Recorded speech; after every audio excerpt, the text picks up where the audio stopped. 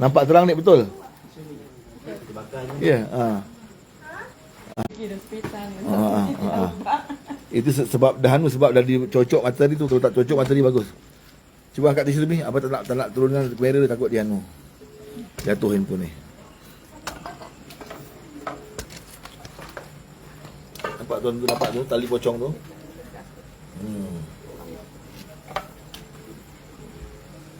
Jadi tuan rumah ini selalu ulang-alik dan pijak di bawah tanah ni. Nampak tak? Bijaknya jin tadi tu memanipulasi kita. Bukan orang yang tanam ni, yang kirim ini dengan bantuan jin.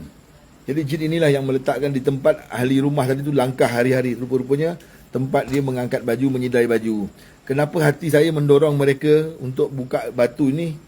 Memang hati saya berkata selepas doa-doa yang saya bacakan tadi, ternyata energi itu ataupun vibrasi itu tak jauh berada di sekeliling ini juga. Begitu. Tuan saya mulakan. Angker tempat ni, angker. Saya yakin tempat ni dahulu kebun ni sini. Tanah kebun ni sini.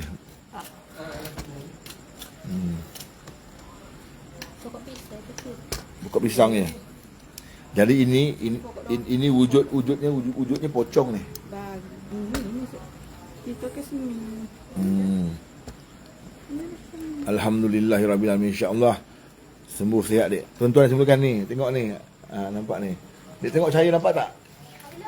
Nampak. Nampak? Oh ya Allah, kau sujud syukur dik. Sujud syukur kau. Saya nak nangis kalau dengar kau cakap ni. Nampak. Nampak terang. Nampak terang? Nampak terang dik betul? Ya, Alhamdulillah. Datang pusat rawatan tak nampak ni. Buta terus tuan kan. Anak ni bakar sayang bakar.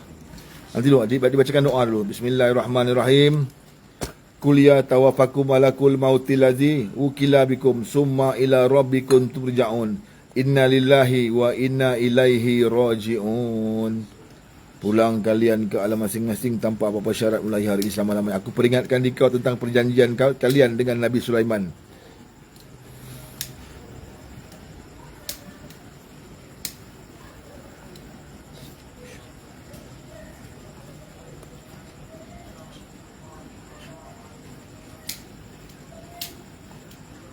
Unashidukum ba'dil ladzi aqazu alaikum Sulaiman an takhruju fatarhalu min baitina. Unashidukum an takhruju fatarhalu ahada. Unashidukumullah an tarkhuju wa tarhalu ahada. Bismillahirrahmanirrahim. Unashidukum bi ahdil ladzi akhazu alaikum Sulaiman an takhruju fatarhalu min baitina. Unashidukumullah an takhruju fatarhalu min baitina.